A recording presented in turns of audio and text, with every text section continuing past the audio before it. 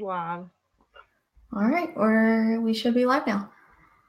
Hi, we should be live now. Thanks so much for tuning in to our first live book chat. This week I'm here with Abby. She's the founder of the Literary Scene. She's my copy editor, and I'll give you just a minute to introduce yourself, Abby. Yeah, I am Abby Rigsby, and I run the literacy scene. I copy edit for Sarah, and we decided to read a semi business related book every month and promote it separately on our pages. I'm going to do a book review on my blog, and she's going to do these live chats. And really, it's to help us finish books. Right, the stacks that we have started. I'd say before we dive into it, so we covered this month a book by Mark Manson.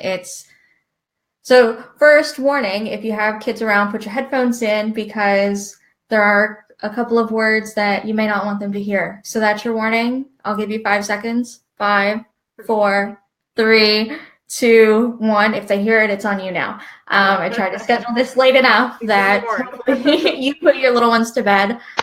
So the book we covered this week is by Mark Manson. It is The Subtle Art of Not Giving a Fuck. So if you find that word offensive, it's probably going to be used a whole lot in this chat, and you might as well turn it off and leave now and skip this one and check back in at the poll at the end of this to see what book we're going to cover next month. There's your warning. All right, so let's start. And how do you want to start this? Like, what was your initial thought on reading this book? I really liked this book. Really, I read it out loud with my boyfriend, and he's like, he writes a lot like you, and I'm like, I know. I kind of feel like he's my soul sibling, uh, so I definitely resonated with his writing because it's so similar to how I approach writing. But and a lot of pretty much everything he talks about is like not necessarily stuff that I didn't already know. It's just reading it from someone else's perspective is always interesting, and I really agree with a lot of the points that he makes in this book. It's kind of, as far as business goes, just however you want to apply it, because it's more, more geared towards life in general. But I definitely think that some things could be applied. I've highlighted a few of my favorite things and my favorite of his approaches to different things. But what's your initial takeaway? Because I think that you probably had a different takeaway here. Because I didn't think you really cared for it that much, right? I didn't. I've had this book on like my iPad now through like 2 different iPads. So for like 5 years, I've had this book, and I kept picking it up and would start reading it, and then I'd get distracted. And it's not the first in this like self-help category that I've read. I finished some other ones like You Are a Badass by Jen Sincero. That one I really liked. That's So I one felt that like I'm really wanting to read. So I felt like this was kind of along the same lines as that. So it was a lot of, I've already read this, I know this, I already apply a lot of this in my life already. So for that reason, it wasn't really eye-opening for me. I'm not saying that he didn't make any like really good points. Yeah, that's kind of what I meant with, like, I already kind of knew these things. Just hearing it, in his words is always kind of, you just think about it differently somewhat. But I think one line that really stood out that, is like always a really good reminder. Let me find my note on it. I have tons of things I highlighted. So it was something about happiness. I think I unhighlighted it. So the quote was, happiness is not a solvable equation. Dissatisfaction and unease are inherent parts of human nature, and as we'll see, necessary components to creating consistent happiness.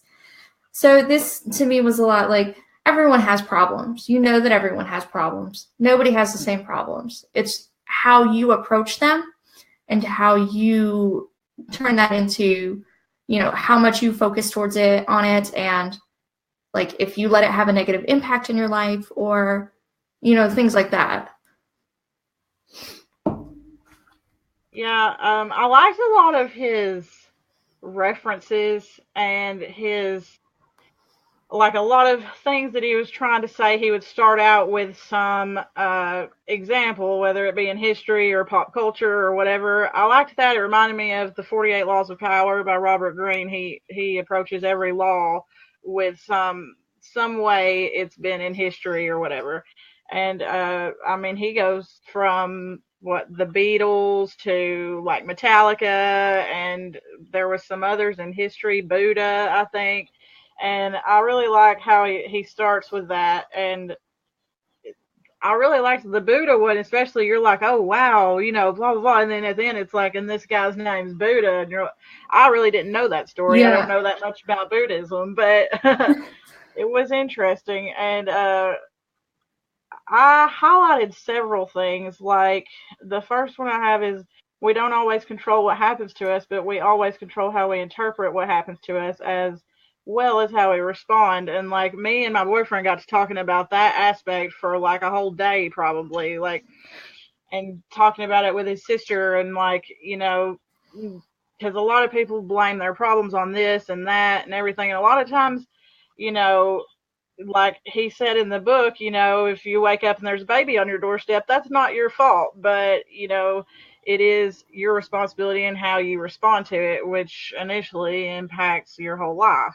And that is something to think about. And it's like, it's one of those things, like, you know it already, but hearing it in those words kind of puts a different perspective on it.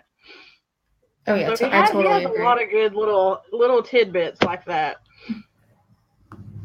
So let me pull another one that I think really relates to business and applying it to business. And that quote is, certainty is the enemy of growth. So this one really resonated because you see some entrepreneurs and they know what they're doing is working and they're content with that and they Hmm. keep doing it and things stay the same for them. And that Yeah, might be but you good. you can't grow that way. Yeah. And for some people, they're okay with being content and they're okay with things always being the same. But I'm not one of those people. I'm always, I wake up Yeah, and I'm me like, too. what can I do differently today to make today better than yesterday? Yeah, exactly. Uh, I just come across this one that I highlighted that me and my boyfriend like laughed forever about this. Really, this is just society in general, especially society today. He says, calls this fad, I guess, victimhood chic. It Oh says yes, I victimhood remember that. chic is in style on both the right and the left today, among both the rich and the poor. In fact, this may be the first time in human history that every single demographic group has felt unfairly victimized simultaneously, and they're all riding the highs of the moral indignation that comes along with it. And I think that's so true.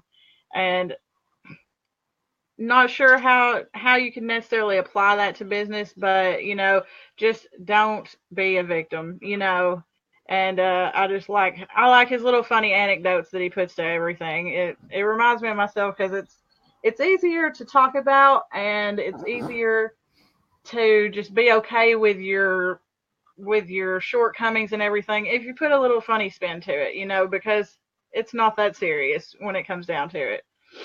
Right. I But know, yeah. And I know everyone thinks that everything, it happens to them. It's the worst thing ever. I mean, you wake up, you have a bad day, you get a flat tire on your way to work, and then it starts pouring while you're raining, and you get to yeah. work, and then they terminate, your role, and you're let go that day, and you're like, what else? This, like, everything is crumbling, and you're like, what else? What else?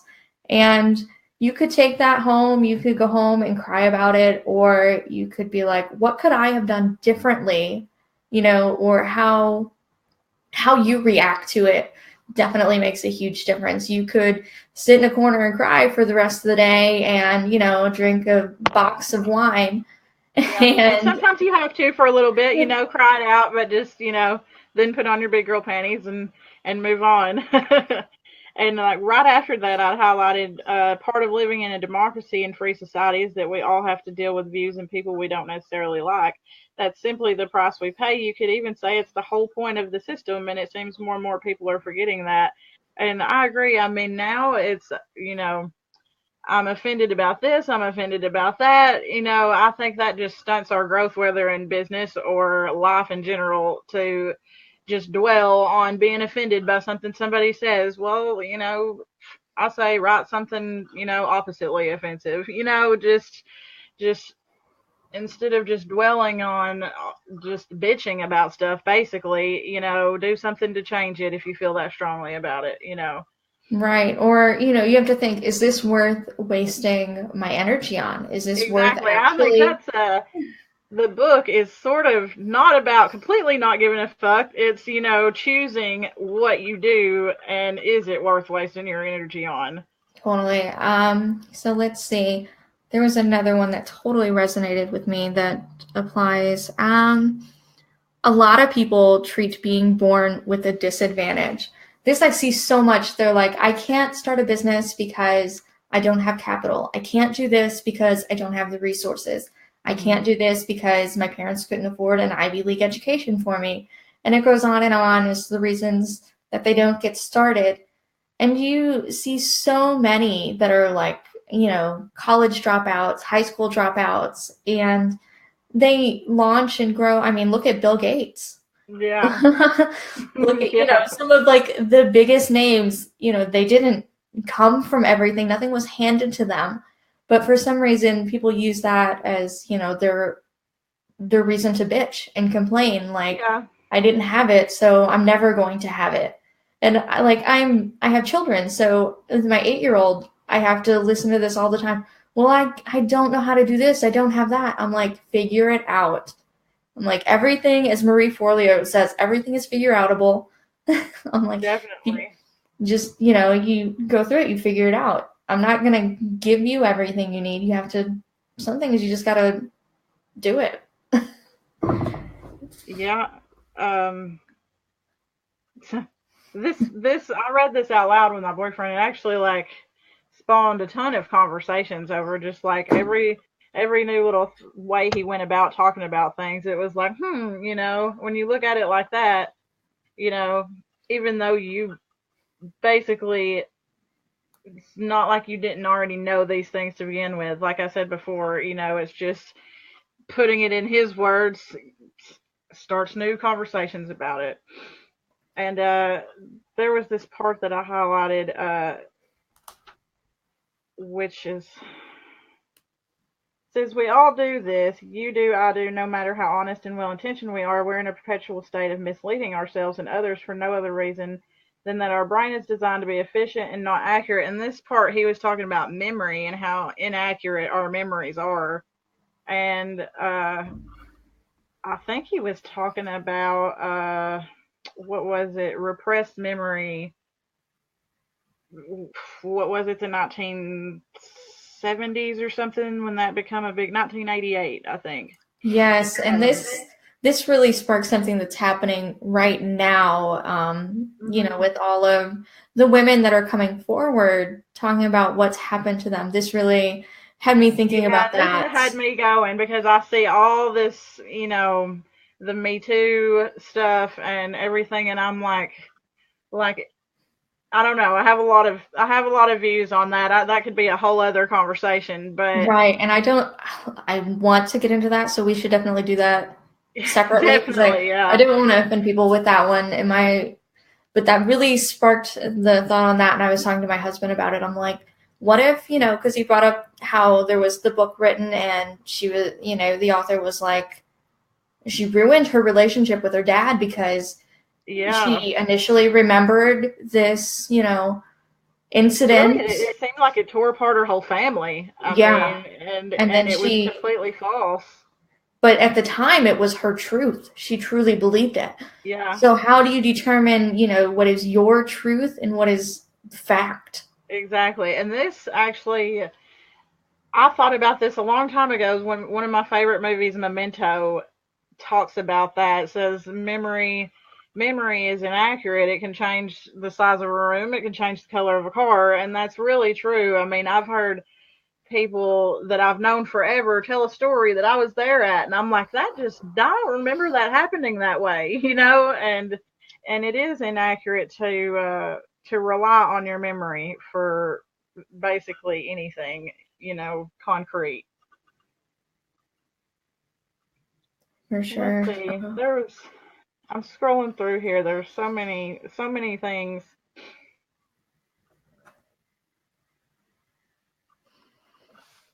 Well, I had one. And said self improvement is really about prioritizing better values, choosing better things to give a fuck about.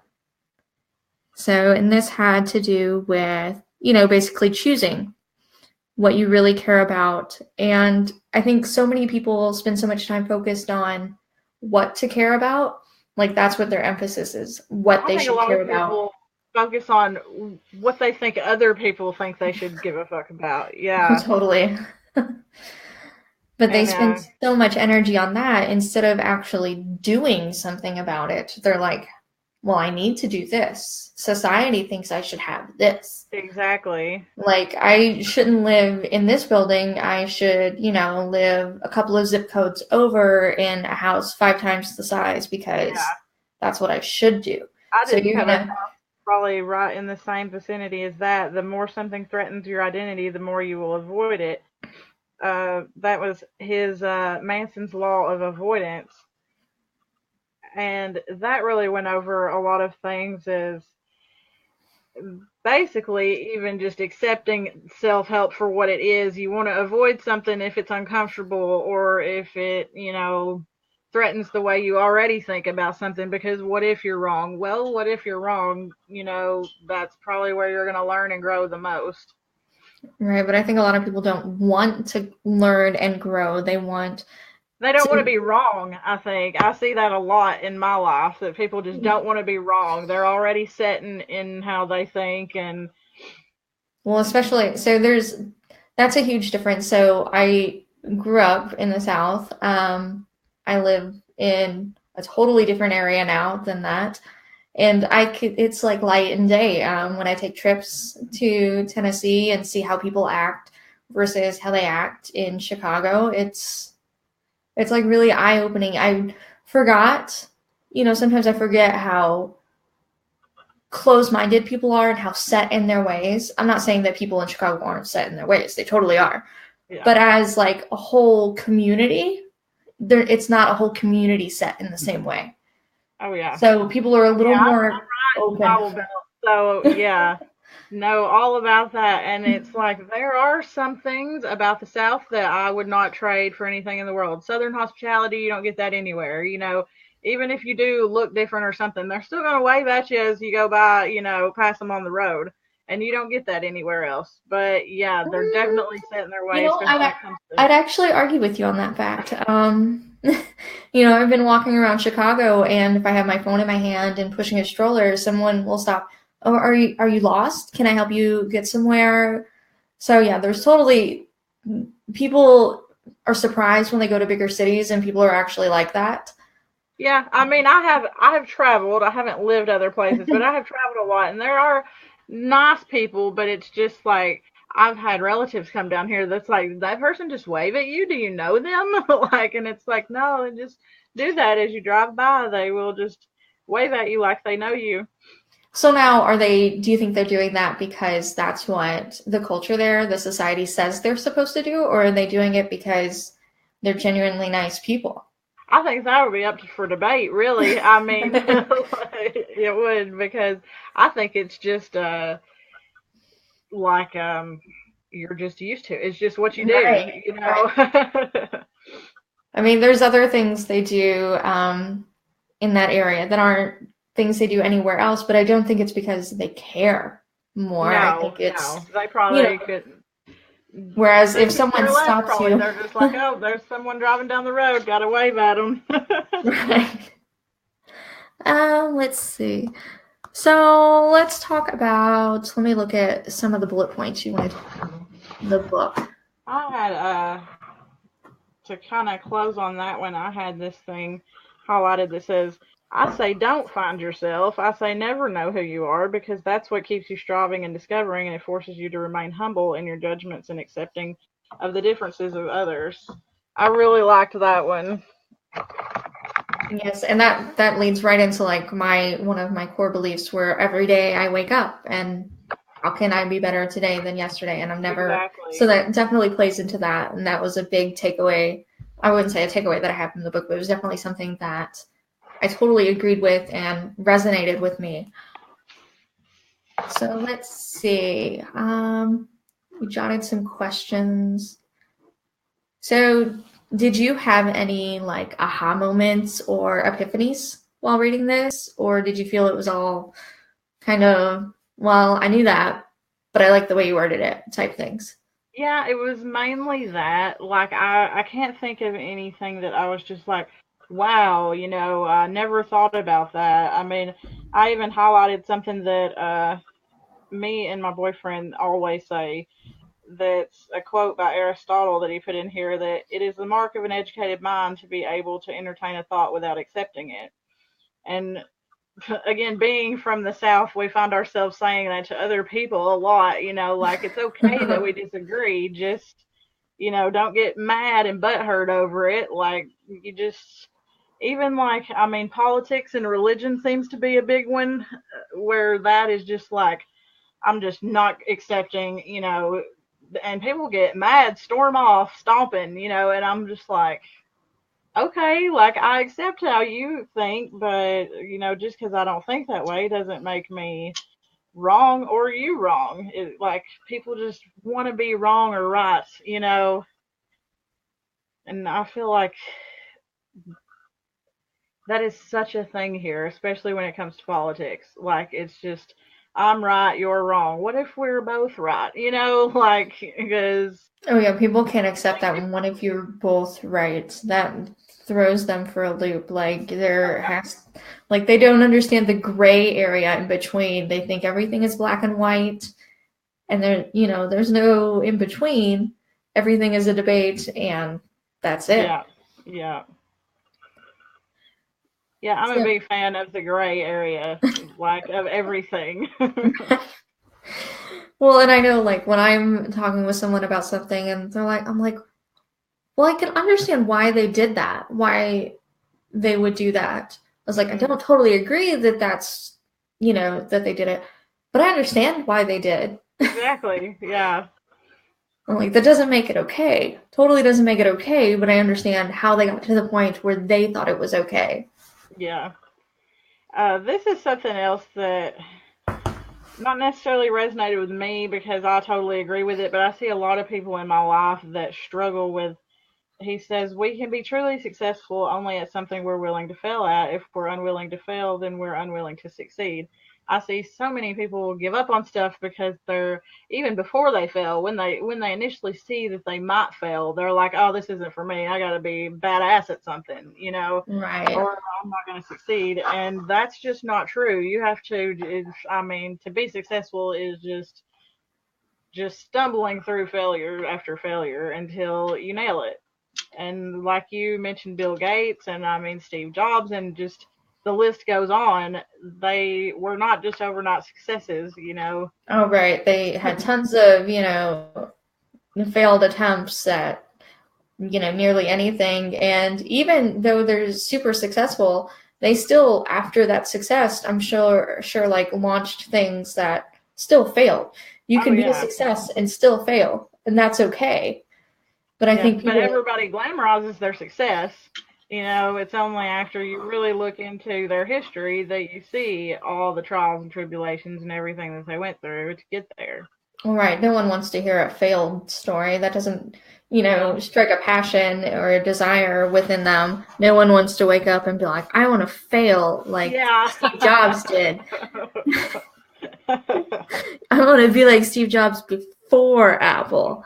No one does that. Yeah.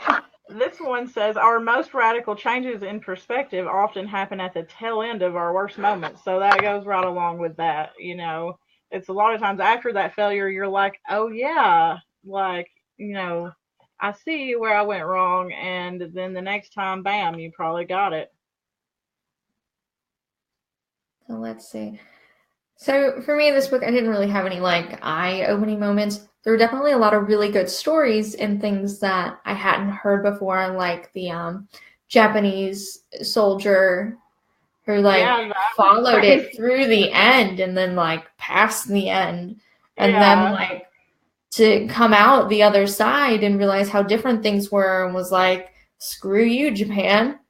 yeah, Like, yeah. I'm That going was to South definitely an America. interesting one. Like, so it showed, like, even though you can be super dedicated to something and it can still fail or, not go as you planned and still are super loyal to it and know that you have to cut ties from it. Like, you Yeah, either accept it and transition with it or you're like, bye. yeah, yeah. That one was. I was just like, wow. So let's see. Let me pull up our notes again. We've covered a lot of our favorite quotes and things that sparked. Do you think that this changed the way that you think about anything? Or not really, because Yeah, I have to say, not really. Maybe new spins on the way I already thought about stuff. I mean, which is always just as interesting as new stuff. yeah, for that's the same for me. Nothing was like I think I actually got more when, while reading this book, I discovered that he's on Medium also, and I mean, just has a ton of stuff that he has on there on relationships and on traveling and how inexpensive it actually is. And reading some of he goes into it just a little bit in this book, but he just kind of was like winging it, just started blogging, finding clients as he went, which is something I'm really interested in trying to do. And he broke down all these different things he did within a year's time. And it's like, went and saw the Great Wall of China and saw this and did that and partied every night and, stayed in some of the most beautiful beaches in the world. And it's like, and then he breaks it down into X amount of countries, X amount of cities, this much eating out, this much this much that. And it's all comes up to like $33,000 a year. And I was just like, wow, that's like extremely, lower middle class here. And he's like just living it up, traveling around, as a digital nomad, and really kind of started traveling while he's still fumbling, trying to find his way. And I found those pretty interesting. And he has a lot of ebooks about, the relationships and the traveling abroad and a bunch of different things. So yeah, that was just a little extra while I was reading it. I definitely feel like he has a lot of the same kind of voice that I do when he's writing, and that was more interesting to me really than anything else. But yeah, I don't really think that there's so much specifically that we could, apply to business, but it's still good to read, things that just pertain to life in general, especially the way he breaks down. Uh, I think it has a lot to do with empathy, which you really need in business, especially nowadays, because people kind of want to hear your failures and stuff, because they're like, oh well, they're failing, so it'll be okay if I fail. You know, I right. see That a lot of was those rags to riches kind of things. the ones that really get you are they're like, I grew up in a trailer park. I was fired from my job on my birthday. I mean, these are Yeah, stories of mine that I haven't told yet because it's kind of difficult for me to like relive a lot of the trauma that I went through as a child. But I know that I need to get better at these storytelling skills. And I know that the story, will resonate with people and will, you know, help people and see that it's okay. But to kind of break my way into that, I it is started, hard. It's hard because the last blog post I did was like really, really got really personal, and right, I read it's that, a yeah. lot of it is stuff that I'm just recently going through, not even really childhood stuff, and it really has like I had some really awesome comments on it, and I haven't really went and looked at all my page views and stuff like that yet, and really haven't even shared it as much as I want to. But I think it has more traffic than any of the others, and but it was hard, and it took a lot of rewrites on that one, like to just get it exactly how I want it to, not overshare to where I'm just like a bleeding heart all over the page, but I've noticed that a lot of people have commented on that aspect of my stuff, and I don't want to be this one that's like suddenly six figure, and then I tell you my rags to riches story. I kind of like to go, spill it out there as I go, and to me, that's more like, oh, I can do this. Well, right. That was my reasoning behind starting to publish like the income and traffic reports for the Creative Boss. I mean, it's not my first online business. It probably won't be my last. Hmm. But it really, since its focus is on helping other creative entrepreneurs, I think it's important to show that, you're not going to wake up one day and, make six figures a month. You're going Yeah. to invest money, you're going to try stuff, and it's not going to work. And that's okay because that's part of it. And I could choose to dwell on those failures, or I could share them, Yeah, help I others. think that putting it in your blog post, especially like I was trying to put it in there and then also, interweave what a takeaway from it, that, these are things that are probably going to happen to just about anybody, because me being someone that does suffer from anxiety and depression, like it's a whole other ballpark than going to a physical job. Well, I mean, it affects you, but in totally different ways. And that's what I was wanting people to get out of it without being a huge jumbled mess of, my personal life and that and everything. And it took a while to get it where it made sense and wasn't, 3 miles long. But I think a lot of people have commented on how much they liked it. So, you know, it's, I think it helps because it is stuff that I have never had to deal with in other jobs, but it's affected me just the same, but I do think that what I'm doing now overall is a lot easier to deal with and a lot better for me. And I feel more productive and I feel like, what I do means more. Absolutely. And that's how you know you're on the right track. When you wake up and it means more to you. You give a fuck more about it. Exactly. You know, Exactly. where you're not, caring so much about the negative aspects, but you can see the positive impact that it's going to make on your community, on your audience, on yourself. Because, if you're doing all this and you wake up and you feel like shit, then you Yeah. probably need to do something else. If you, like, I had an Etsy shop and it got to the point where every time my phone would make that cha-ching sound where I had another order, I was filled with dread. I'm like, oh my goodness, this means that, I have to do this and something else has to get pushed to the back burner, something that I'm more passionate about or something that means more to me, like my family or sleep or, the basic things I needed to survive because people were paying me money and they expected things out of it. And Yeah. it was hard because I was like, well, this is making money, so I should definitely stick with it. But then I'm like, Yeah, it's there's not making definitely me a middle happy. there somewhere. But when you are flying solo, it is, you got to figure it all out yourself and find the middle on your own. But it's also the few blog posts that I have had has connected me with some other writers, some other artists in my community that have reached out to me and to talk about stuff, and that a lot of times that means more to me, when someone's just like, oh my gosh, this is so inspiring, means more to me than making money off of it. I mean, I'm sure that will just lead to making money, but, I'm just like, oh my gosh, I'll tell my boyfriend, guess what this person said, instead of guess how much money I made. All right, I'm more excited to like share stories with my husband, and he's like, okay, but Yeah, he's like, yeah. well, it's great that you want to do that for free for someone, but Yeah, you should probably charge them. yeah. Like Yeah. when I was offering the website audits for free, he's like, and why aren't you charging for these?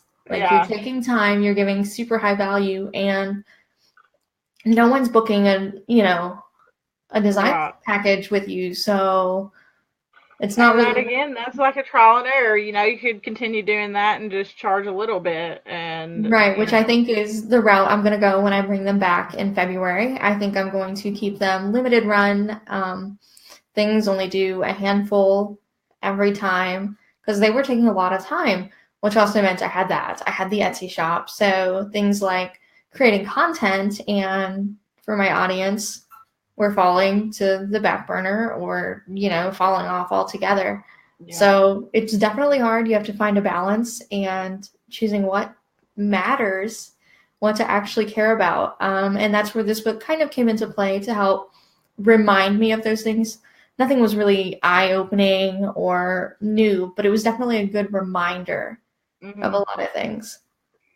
And I like how lighthearted and casual it is too. It's more real to me than you should do this and do that and blah blah blah blah. How a lot of self-help books are. Oh yeah, they tell you what to do. I think he even touched Yeah, on that in the book. he did. He I can't remember exactly what, but he did touch on other self-help books in a rather funny way. Right. I thought I highlighted it, but I don't see it. But it's definitely worth reading. I would say this book is definitely worth reading. It's not very long, so even if you don't like it, you're not going to waste a ton of time on it. Well, and And I if think it, it's one that you could pick up and open it to any page, and chances are you could find what you're looking for in that yeah, page or the that's next right. Like page. it's broke down into so many sections that are pretty different from each one that you won't be lost. You'll get something from it. Right. And maybe if, you're looking for an answer that you don't necessarily know what you're looking for, this could Hmm. definitely help you find that just by, opening it and reading something like when a person has no problems, the mind automatically finds a way to invent some. Yeah, So, which is so true. My that boyfriend was just a always random said, if quote out of the we book. all took our problems and threw them in the floor in front of each other, you'd be scrambling to pick yours up real quick. Right. You don't want anybody else to see them. Yeah. But then you also see that even so to solve and brought up another point, like you solve one problem and it immediately creates another, and that's so Yeah. relevant in I think business. that was even in my last blog post, which I hadn't even read that part yet, but it's like solving one problem seems to Yeah, I remember that in create your post. another. But that's totally true. You figure something out and then you realize that so you want to start a blog. Well, that's great. Now you got to figure out how to do it. You get it up. And now that you have your website up, now how do you find audience to come read Hmm. it? And Really, then, that is something that I guess was a little bit eye-opening, not necessarily specific to the book, but going to his website and seeing how he goes about his blog and what he charges for and how he goes about everything was very different than any other bloggers that I have come across. It's like just a $4 a month membership to his site, which opens up every article and every blog post that he's written, all of his courses, just everything that he has available, and which is much different from like courses that I've seen. That's like 4 installments of $500, you get this course. And I was like, wow, that's pretty cool, because he does have some pretty interesting courses that I wouldn't mind taking about traveling abroad, and one's on relationships, one's on writing and stuff. And I liked the way he went about it. And I'm like, he's just doing his thing and, finding his own way to monetize it and everything. And I right. liked And that. It was pretty original. so, yes, I would definitely say that if you haven't read this book yet, you should. It's definitely worth keeping on your bookshelf. I don't think you're going to find anything brand new in it unless you've been living under a rock your entire life and have never read anything on the internet. Which, so let's see. So yes, definitely, it's Not a must read for me, but definitely you should probably Yeah. if you're not easily offended and need something to read. Yeah. So I don't think we've come to a solid conclusion on our next book. We haven't. We have a few that we're debating. So we can list them now and then I'll add a poll in the group and we'll let people vote on it and see which one they want to talk about next. And maybe That sounds good. next time we can invite someone on, or maybe I'll even give a free copy of the book. Maybe, I don't know. That sounds like a plan. I'll also be doing my own book reviews of each one that I'll be putting on my blog. If anyone's interested in that, I'll leave a link there somehow. So I think two of the books we talked about reading with the new year coming up and everybody's in planning mode were The 12-Week Year and The One Thing. Did you have any you wanted to add to the list of maybes for January? Not right off the top of my head. I would have to kind of look around. I'm working on sorting through the huge pile that I've saved and making a Trello card for it, so we can both kind of be on the same page of what we're looking at, what you're looking at, and see which ones we both have and can both do, and then maybe we'll throw a poll up there and see what everybody else is into. Right, I'll definitely open that up. I think for the next one, if we get enough people to vote on it, I'll give a copy of the book away. Yeah. I mean, what's a book, like $10?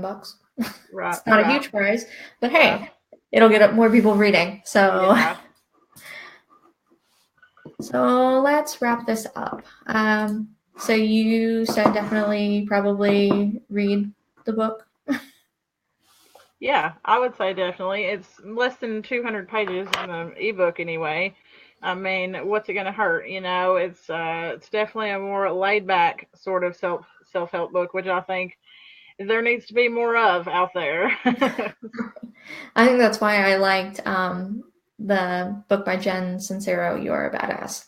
That one's up there. I think there's another one that's like You Are a Badass at Making Money. Yes, I haven't. That's the second book. I haven't read that one yet. The first one I actually listened to the Audible version, but I also have it also on my iPad, but I haven't read it with my eyeballs yet. Yeah. I just listened to it while doing other things like folding laundry. I'm sure I laughed a whole lot. It's read by her on the Audible, so it was a good read/listen to. Her voice is a bit different than what you would expect from an Audible book, so that definitely helped. I'm not big on audiobooks because I'm like the opposite of most people, where hearing stuff, my mind just goes all kinds of places, and I'm like, wait, what did they say for like the past 20 minutes? But sometimes if it's like recommended, like I read, she's an actress on Pitch Perfect. Oh yes, I listened to that one too, based on your recommendation. Now I can't think of her name, but Anna Kendrick. Yeah, Kendrick, Anna right? Kendrick. It was like recommended that you listen to it because she reads it herself, and I mean, I was just totally engaged, which I also just feel like her personality is so much like mine. But I mean, something like that, even I could take away something that would help with business and stuff, just because I mean, she's just fumbling through being famous like she has no idea what she's doing, and I feel like I'm kind of fumbling through business like I have no idea what I'm doing, but I definitely loved listening to that on the audiobook, and I don't think it would have the same effect just reading it. Right. So, things we can do. So we're gonna do a poll for January's book. Let's put together a list of some of our favorite books that we read/listened to in 2017 and get that together and share them in the group. Sound like a plan? Okay. Yeah. All right. So I don't see any comments. A poll in the next week. So this was about an hour. No comments or anything on it. I'm sure a lot of people are going to catch the replay Yeah. because I did it so late in the evening. And I did that because I have kids, and I Mhm. asked a few months ago when people would like live trainings, and they actually said, late afternoon, early evenings. Right. But I didn't take into account anyone's time zone. Yeah. So that was All kind of different. You kind of just have to wing it. But yeah, later in the evening works best for me too. And there's always replay. So definitely. So yeah, if you're watching this after we've already talked about it, any questions, leave them down below, and we'll be checking in and and if you answering have any questions. book recommendations, throw those up there too. Oh yeah, anything you want to read next, or you want us to chat about next, let us know. And we'll see you guys in the group. Yeah. Bye. Bye.